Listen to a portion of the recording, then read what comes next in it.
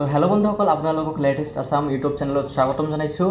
তো এইটো মোৰ প্ৰথম ভিডিঅ' হয়। আশা কৰোঁ আপোনালোকে মোৰ ভিডিঅ'বিলাক ভাল লাগিলে ছাপোৰ্ট কৰিব, বোলে ছাবস্ক্ৰাইব কৰিব, মোৰ লগতে থাকিব।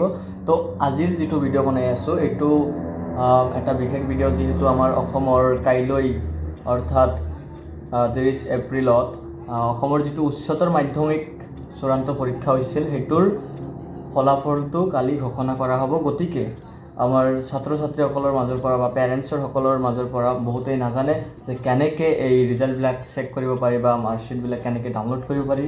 তো গতিকে এইটো ভিডিঅ'ৰ জৰিয়তে আপোনালোকক দেখুৱাই দিয়া হ'ব যে কেনেকৈ ৰিজাল্টটো চাব পাৰি। তো ভিডিঅ'বিলাক আপোনালোকে অলপো স্কিপ নকৰাকৈ ভিডিঅ'টো সম্পূৰ্ণভাৱে চাব আৰু বস্তুটো শিকি ল'ব।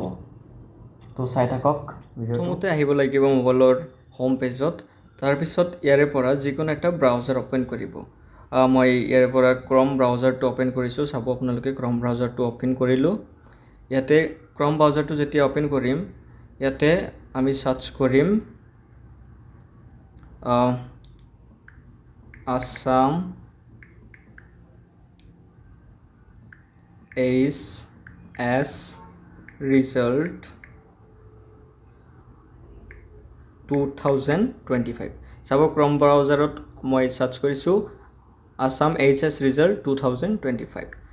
দেন চাৰ্চ কৰাৰ পিছত ইয়াতে বহুত কেইটা লিংক আহিব, কিন্তু আপোনালোকে এটা কাম কৰিব, যিহেতু প্ৰথমটো লিংক ইয়াতে আপোনালোকে ক্লিক কৰিব, কাৰণ অফিচিয়েলি লিংক হয় এইটো।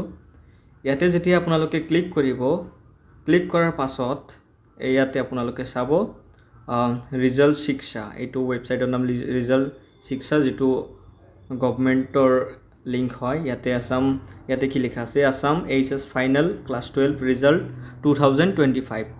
ৰিজাল্ট ডেট হ'ল এপ্ৰিল 30, 2025 at 9 AM, অৰ্থাৎ ৰাতিপুৱা 9টা বজাত ৰিজাল্টটো আপলোড কৰা হ'ব ইয়াতে। আৰু ইয়াতে যিহেতু ডাউনলোড এটা অপশ্যন আছে, চাওক ইয়াতে ক্লিক হোৱা নাই।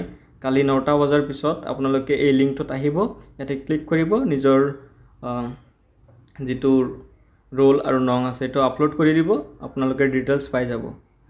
তো এনেকৈ আপোনালোকে এইটো লিংকৰ জৰিয়তে আপোনালোকৰ নিজৰ ল'ৰা ছোৱালীৰ বা ষ্টুডেণ্টছসকলৰ ৰিজাল্টটো চাব পাৰিব। আজিৰ ভিডিঅ'টো ইমানখিনি আছিল। তো যদি আপোনালোকৰ ভাল লাগে তো নিশ্চয় এটা কমেণ্ট কৰিব আৰু এটা লাইক কৰিব, আৰু মোক মটিভেট কৰাৰ কাৰণে ছাবস্ক্ৰাইবটো কৰিব, লগতে মোৰ লগত থাকিব আৰু নতুন নতুন ভিডিঅ' আপোনালোকক উপহাৰ দিয়াৰ কাৰণে চেষ্টা কৰিম। জয় আই অসম। ধন্যবাদ।